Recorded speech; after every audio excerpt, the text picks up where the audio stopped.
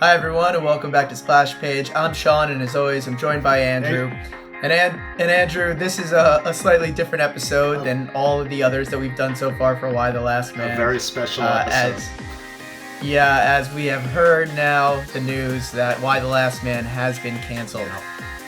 It will continue to run its remaining 2 episodes or 3 episodes for the season, but that FX on Hulu will not be renewing another season. Yeah. Saw some information from some of the showrunners. They're looking to try to find another platform to maybe get it picked up on, but it seems like a long shot. Yeah, and I think one of the key things when talking about finding those other platforms is, I don't know how you feel about this, but FX on Hulu almost sounds like the bottom of the barrel for these streaming channels and streaming networks. It does, but Archer seems to make it work. They're FX on Hulu too, I believe, right? Yeah. I guess why did we even bother calling it FX on Hulu on FX on Hulu? Like just say it's on Hulu or just say it's on FX and have people know that they can watch that on Hulu. Say it's on FX the combination and of Hulu. two. Yeah, it's super easy to have that be clearer, and they just refuse to do that. So outside of just it streaming on something we had no idea what that was, I think there were a few other big flaws in this show and in this storytelling, and I think in this episode, rather than recounting what happened in the episode of Why the Last Man, why don't we talk about a few of the reasons why we feel that the show really kind of is now in the situation of needing to find a new network, right, to air them. Well, to start with, I think the show started off on the wrong foot, so to speak. They threw out 3 hours of material right away, and it was all backstory to the comic book. It was all very politics heavy, West Wing in the apocalypse instead of Yorick and 355 running through the woods to try to get to San Francisco, I believe they're going. It almost felt like this show was made for people who are already fans of the comic book and not for people who hadn't read the book yet. Does that make sense? It does, yeah. And I would actually really agree with that, because the key thing for me is, yes, there was the oh shit moment of like all men are dead, but that was in the previews. Yeah. That is what this story is if anyone decided to read like 3 lines after the name of it.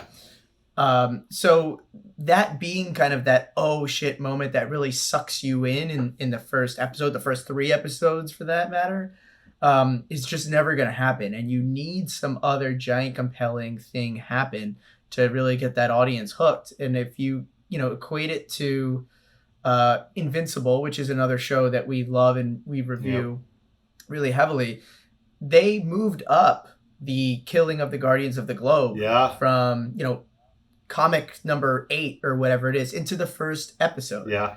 Why did they do that? Because it's an oh shit moment that really grabbed the audience, and people had no idea what they were watching. Most people just thought they were watching a superhero cartoon. Yeah. And then that happens and they go, well, now I have to watch this show. And I feel like this show really missed those kind of big moments or those cliffhangers that really connected to the audience and made us want to watch more. Yeah, just to make a point about changing from medium to medium, that Death of the Guardians was moved up from like issue 24 to issue 12 because his producers basically said, well, your book's not going to last as long as 24 issues if you don't do that earlier on. And then in the show, they moved it up to the first episode. Whereas in Y, they added like 3 hours of material that wasn't really in the books to get into the storyline where the book started. So they actually pushed it back the other direction. I agree. A second point for me is the relationship between 355, Dr. Man, and Yorick. Yeah.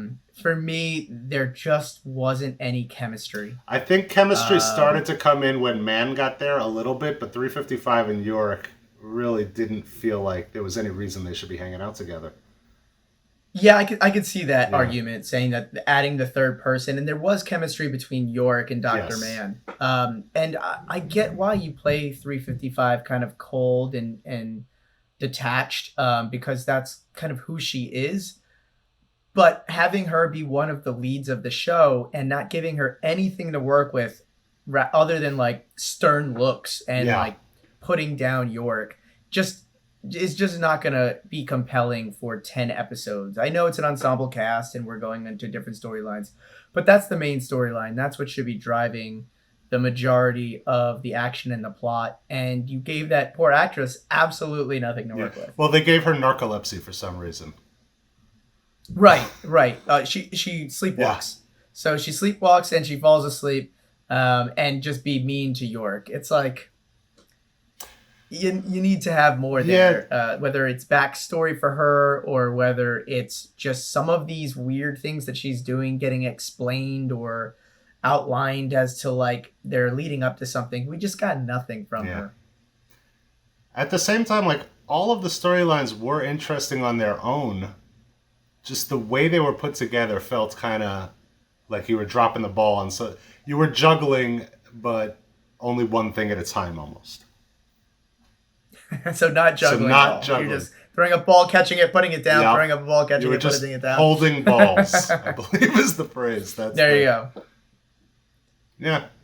Yeah, I mean, I don't disagree there. I mean, I liked what they did with Hero. I thought Hero is probably the best and most interesting character to follow. And then, if anything, she kind of dropped off the map too. I think Hero was the most where- interesting storyline. I think Nora was the most interesting character. Well, right, because in this last Yeah. episode, finally something happened, which was an oh shit moment, and Nora torches the Costco Sam's Yeah, Club Super Saver. thing. Super Saver? Super Yeah. Saver. And it's the first time like a character made like a huge move Right. to change the dynamic of her situation rather than just moving. So really, and we called this early. We thought Nora was going to have some really dark storyline based on the way she was set up. And sure enough, it looks like she was going to be either one of the leads of the Daughters of the Amazon, who we know are a crazy terrorist organization in the world of Y the Last Man, or and you know, a theory that I don't think is too far out there, is that she would end up killing Roxanne and becoming Right, which... Yeah, no, she did what she's always done. She plays second in command real well. She slides Yeah, in under the... she knows She politics. slides in She under said the it radar. herself. She's not the one anyone's looking at, but she's calling all the shots. Mm-hmm. Yeah, and another thing that I kind of struggled with a bit from again kind of the stakes of what was going on was they just made it too open-ended on whether or not York could reveal himself or not. We never knew what was going to happen when he was seen. Did that depend on the person who was looking at him? Is it that they're more closed-minded or open-minded about transgender people? It never felt that there was like we understood the stakes of him being seen. Sometimes, you know, an army person would see him and be like, no, I saw a man. And then other times he would walk around without his mask on during a vigil and everything would be okay. So just having that changing dynamic of like, we don't know what it means for him to be seen in every situation kind of took away from some of the drama or maybe some of the potential anxiety that you would get watching every scene. Well, speaking of drama and anxiety, like in the episode prior to this one where they finally come across that group of women who are having their picnic and they've all escaped from the prison, they dropped that storyline for this next episode where we just go into the backstory of Roxanne, and I don't know what's happening over there. You know, it's like they took a whole week off from anything having to do with Yorick, anything having to do with Jennifer Brown, or Beth, who came back into the picture for a couple minutes. I think just the pacing. And she obviously has some... Yeah, and Beth had some sinister plot going on with a group of women who we don't know what they're doing there other than attempting to overthrow the government, apparently. Well, I did notice... Did you notice this fun little Easter egg in Beth's storyline from the books? In the book, she goes to Australia, and that's why they can't get in contact. But in the show, she was hanging out with her friend, Sydney. Well, I thought she was supposed to go to Australia. She was supposed to, but she never made episode. it. Yeah. Got it. They just attached. Okay, got it. She was just hanging out with her friend Sydney, like Sydney, Australia. Yeah. Right. Yeah, so I mean, it is a big bummer because we put a lot of eggs in this basket to watch this show and do these videos, but even these videos haven't been getting many views, so it's not overly surprising that the show is kind of in the situation that it's And they in. made a strange And announcement 3 episodes before the end when they could have made that announcement after the finale very easily. yeah, that one is probably the most Yeah. damning in my opinion, because now you have 3 episodes, and who's gonna watch these 3 episodes knowing they're not gonna get any more, and they're already shot, so there's not gonna be no like an new ending. viewers. It'll maybe people that have been watching and have enjoyed it. And I do enjoy it, and I will watch the last episodes, but I wouldn't start watching it Same if here. I hadn't been. Yeah. Yeah.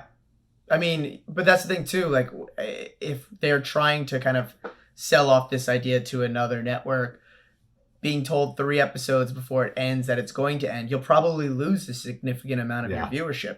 People that were just on the fence about it are now going to give up because they're like, I don't get to see the ending of this anyways. What does it Honestly, matter? and I don't know, but this might be a strategic move also, because in the world of streaming, if they get picked up and they shoot a second season, they might get renewed viewership on that first season when the second one comes out.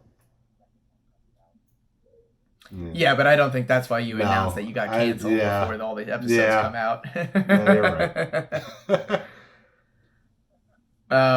But yeah, I mean, it's a bummer. It's a show that I was enjoying. It had its flaws. We obviously spoke to a bunch of them. I loved the character Sam. I really want to see what happens to him. Again, Hero was great. Nora was great. I think there was a lot of misses in Yorick's story, and Jennifer Brown's story was kind of a slog to get through. So here's hoping that they get picked up and we can see a second season and kind of give it the breath that it should get. The comic's fantastic. Yeah, agreed. I really couldn't say that enough. So R.I.P. Why the Last Man. Hope to see you on the other side. Cool. Well, I'm Sean. That's Andrew. Thanks for joining us, guys. We'll talk to you soon. Take it easy, YouTube.